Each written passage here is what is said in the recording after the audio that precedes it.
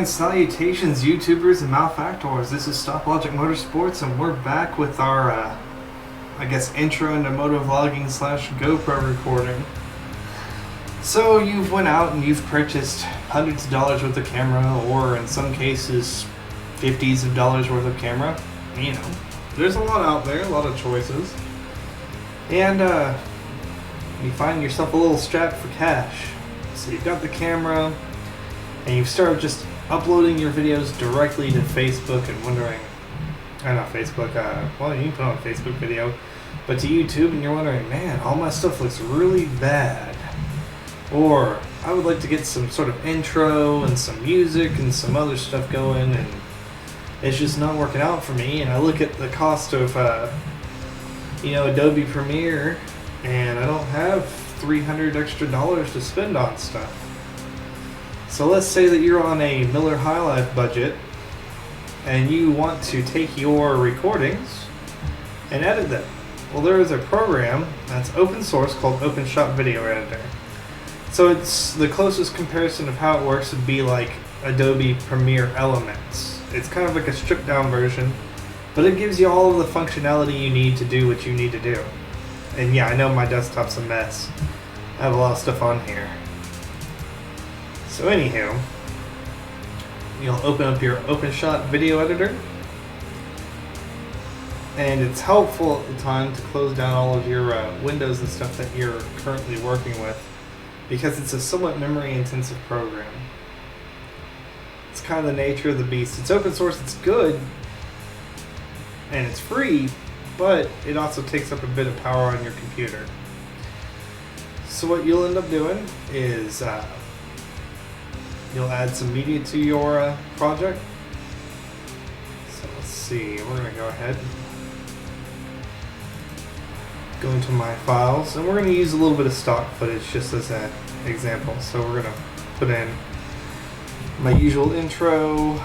We'll go ahead and do an outro on this. Add those two files. We're going to go ahead and add something from stock footage.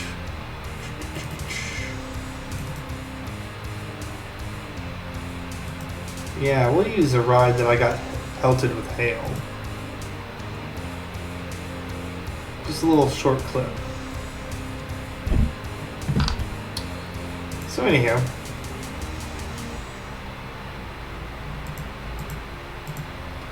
there we go. And now that I've got a little bit of a freezy issue here, so we're gonna click off the effects. So anyhow, you'll put your intro in the track, let it butt up against the beginning of it, and drag your video down there.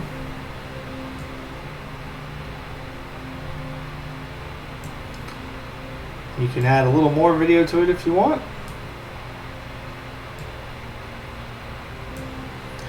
And you put your outro. So while you have your pre-generated files, now you have a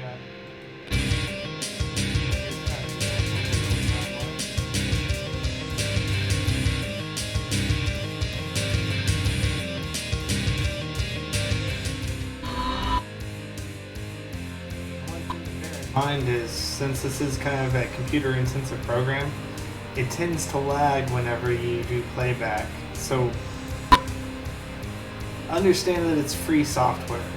There's going to be some limitations with how well it works.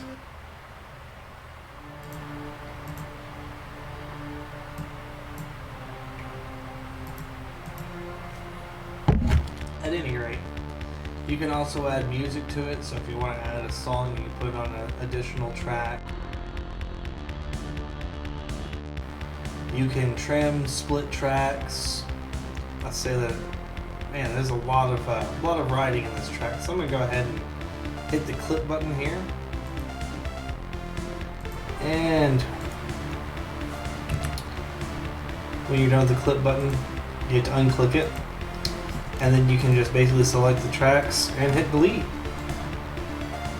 So the only downside about the deleting tracks in this software is that you create gaps in your video. And I'm just going to get rid of that whole intro clip anyway. Or not intro clip, but first riding clip. It's just basically getting onto a highway. So, button this thing up here, take my outro, click and drag it back to the existing video.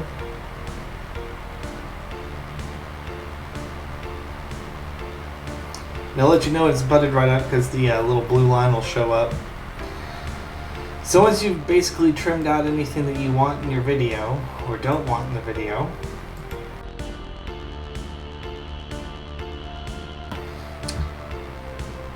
you would go ahead, save your project under whatever name you want to save it under, and then export your project video.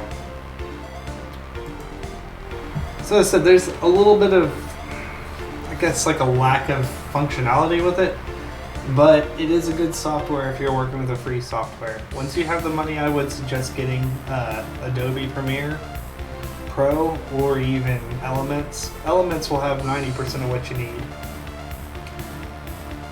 And basically you can upload it to a variety of different video styles. So one thing that's nice about this versus Adobe Premiere and Adobe Premiere is that you only have like 4 or 5 settings you can upload it as. Well, here you can remix this upshoot it to 4K, 2.5K, all sorts of different frames per second. DVDs, international HD DVD settings, old school TVs, VGA monitors. I mean, you have a ton of different options. So basically, generally, I'll remix it to 1080p 60 FPS for most projects, and then hit the export video and it starts processing. And one thing kind of nice about this program is it actually processes video pretty quickly, and I'm not going to make you sit through the full 15-minute process of processing this video, but that's basically a good start to getting into the motovlogging scene. If you don't have the cash, it doesn't hurt a little bit to be able to at least work with some free software for a while. Now, a couple of things that I really wish this software had is adding text to it. I haven't seen any sort of setting to add text to it, but you can do transitions, you can do crops, you can do all sorts of like noise filters, stuff like that. And you can add,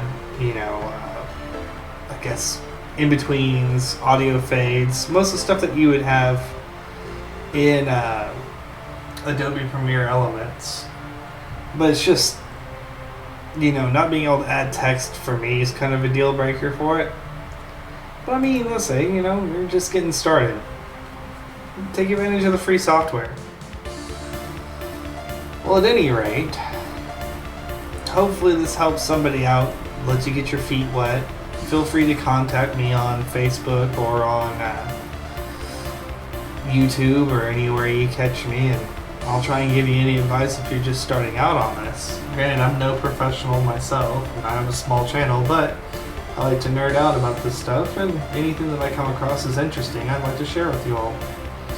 At any rate, if you like this content, like and subscribe. If you don't, feel free to criticize me harshly. You can also whip me, beat me, and make me write hot checks. And hope to see you guys soon.